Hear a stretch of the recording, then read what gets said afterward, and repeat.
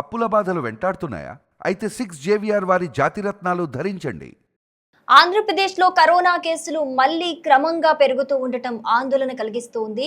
4 ఏళ్ల తర్వాత మరోసారి కరోనా కేసులు నమోదవుతూ ఉండటంతో ప్రభుత్వం, వైద్య ఆరోగ్య శాఖ అప్రమత్తమయ్యాయి. రాష్ట్రంలో ప్రస్తుతం నమోదవుతున్న కేసులకు ఒమిక్రాన్ RF5 వేరియంట్ కారణమని వైద్యులు అయితే చెబుతున్నారు. అయితే ఈ వేరియంట్ పైన అంతగా భయపడాల్సిన అవసరం లేదని, కానీ నిర్లక్ష్యం మాత్రం అస్సలు చేయొద్దని కూడా వైద్యులు హెచ్చరిస్తున్న పరిస్థితి.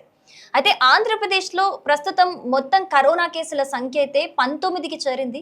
వీటిలో అత్యధికంగా వైఎస్ఆర్ కడప జిల్లాలో 8 కేసులు నమోదయ్యాయి. గుంటూరు, కాకినాడ జిల్లాల్లో 2 కేసులు, విశాఖపట్నం, ఏలూరు, నెల్లూరు, NTR జిల్లాల్లో ఒక్కో కేసు నమోదైనట్లుగా అయితే అధికారులు ఈ వివరాలను అయితే వెల్లడించడం జరిగింది.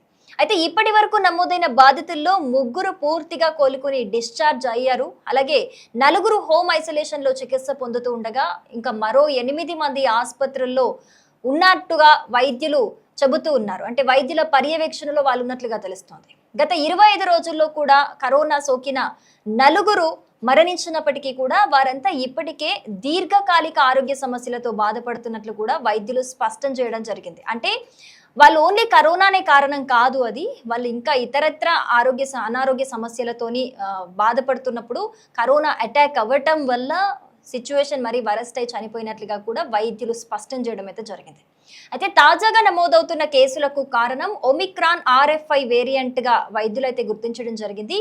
ఈ వేరియంట్ ఇప్పటికే సింగపూర్తో పాటు కొన్ని ఆగ్నేయ ఆసియా దేశాల్లో కూడా వ్యాపిస్తున్నట్లుగా మనకైతే సమాచారం అందుతోంది. అయితే ఇది తీవ్రమైన ప్రమాదకరమైన వేరియంట్ అయితే కాదని, సాధారణంగా అలాగే తేలికపాటి లక్షణాలతోనే ఎక్కువ మందికి కూడా ఇది అంటే ఎక్కువ మందికి వచ్చినా కూడా వాళ్ళు అందరూ కూడా కోలుకుంటున్నారు త్వరగానే అని చెప్పేసి ఆరోగ్య నిపుణులు చెబుతున్న పరిస్థితి అయితే మనకు కనిపిస్తోంది. అయితే ఇదిలా ఉండగా రాష్ట్ర ప్రభుత్వం ముందస్తు చర్యలను అయితే చేపట్టింది. దీనికి సంబంధించి అన్ని ప్రభుత్వ ఆసుపత్రుల్లో కూడా అవసరమైన మందులు, అలాగే టెస్టింగ్ కిట్లు, ఆక్సిజన్ స్టోరేజ్ అనేది కూడా సిద్ధంగా ఉంచాల్సిందిగా కూడా జిల్లా అధికారులకు ఆల్రెడీ ఆదేశాలు అయితే జారీ చేశారు. కరోనా రోగుల కోసం ప్రత్యేక వార్డులు, అలాగే ప్రత్యేక OPలు కూడా ఏర్పాటు చేస్తున్నారు.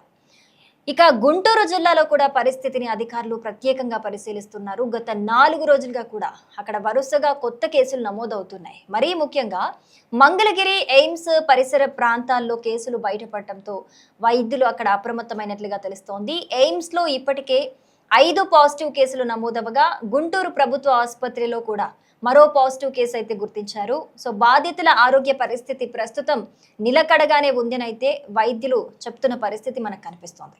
ఒమిక్రాన్ RF5 వేరియంట్ లక్షణాలు ఎలా ఉంటాయి అనేది కనుక మనం చూసుకున్నట్లయితే గొంతు నొప్పి, దగ్గు, జ్వరం, జలుబు, అలసట, తలనొప్పి, అలాగే ఒళ్ళు నొప్పులు ఈ వేరియంట్లో జనరల్గా మనకు కనిపించే లక్షణాలు ఇవి.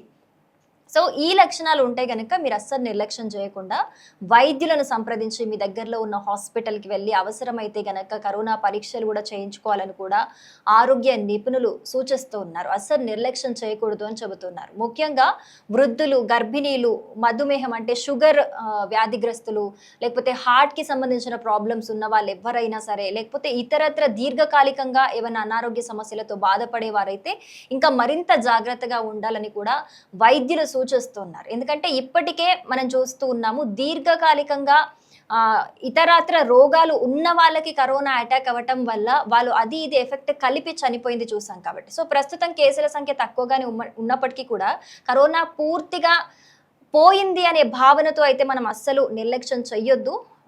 ఇంకా కరోనా ఆనవాళ్ళైతే అక్కడక్కడ ఉన్నాయి. సో అది వ్యాప్తి చెందుతున్న నేపథ్యంలో సో ఈ రద్దీ ప్రాంతాల్లో కావచ్చు, లేకపోతే అవసరమైతే రద్దీ ప్రాంతాల్లో, లేకపోతే బయట మీరు ఎటైనా ఆఫీస్లోకి వెళ్ళేటప్పుడైనా ఎక్కడైనా సరే మాస్క్ ధరించడం, అలాగే తరచూ చేతుల్ని శుభ్రం చేసుకుంటూ ఉండటం, శానిటైజర్ని వాడటం, వ్యక్తిగత పరిశుభ్రత పాటించడం ద్వారా అయితే ఈ వైరస్ వ్యాప్తిని అయితే మనం తగ్గించవచ్చని కూడా నిపుణులు చెబుతున్న పరిస్థితి.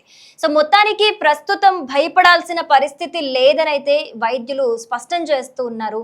అయితే జాగ్రత్త మాత్రం తప్పనిసరి అని చెబుతున్నారు. కరోనా లక్షణాలు కనిపిస్తే గనక వెంటనే పరీక్షలు చేయించుకోవడం, అలాగే వైద్యుల సూచనలు పాటించడం, అవసరమైన జాగ్రత్తలు తీసుకోవటం ద్వారా మనల్ని మనం, మన కుటుంబాన్ని సురక్షితంగా కాపాడుకోగలుగుతామని వైద్యులు సూచిస్తున్నారు.